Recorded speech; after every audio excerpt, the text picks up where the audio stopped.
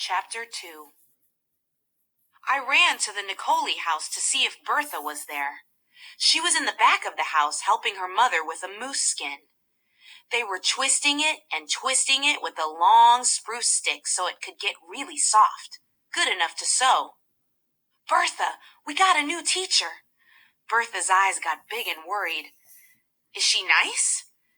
"I don't know. Sam said she was strict." Bertha dropped the stick and we ran, even though her mother was yelling after her to get back. We ran to the teacher's cabin and then stopped short in the dusty road.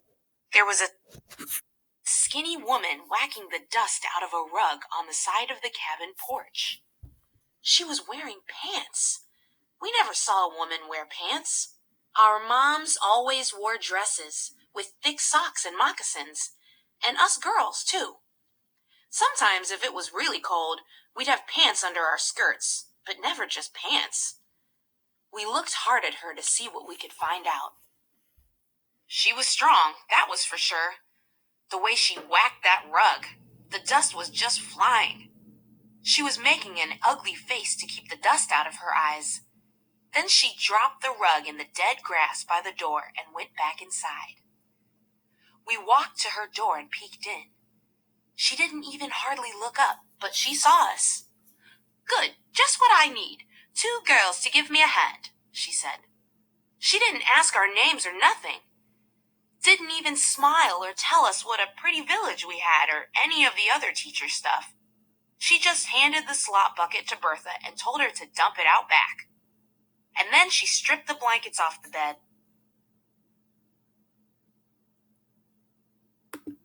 And told me to hang them out back on the line.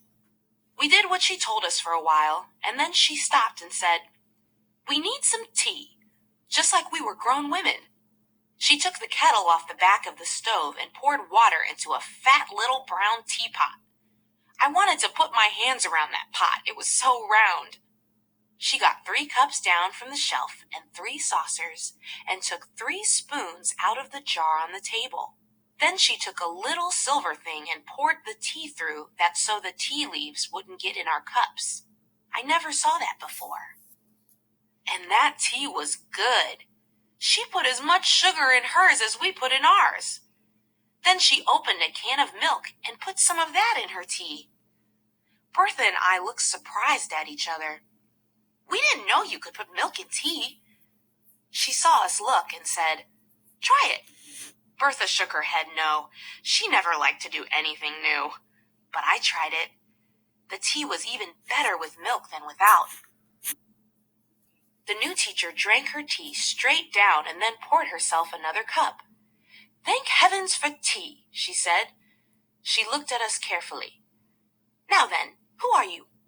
She had a funny way of talking, not like us, more short-like each letter made a hard sound. "You talk funny," I said. "That's because I'm English," she said. I thought about that for a minute. English was what we talked. Mama said she couldn't talk English until she was married because then they got a radio and she learned it from the radio. So it didn't make sense, the teacher saying she was English. The new teacher went to the shelf over her bed and took down a big book.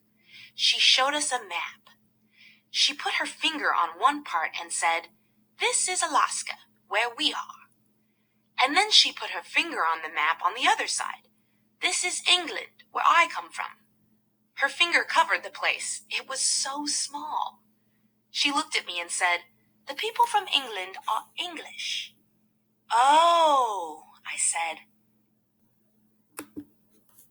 "And the language we speak is called English as well." "Oh," I said again. I think she could tell I was still a little mixed up, because she said, "The English that we speak in England sounds different from the way you speak English here, but it's the same language." "Oh, yeah," I said, and this time I knew what she meant. Like how you can tell when someone is from Nulato or Hughes just because they say their words different. "My name is Agnes Sutterfield," she said.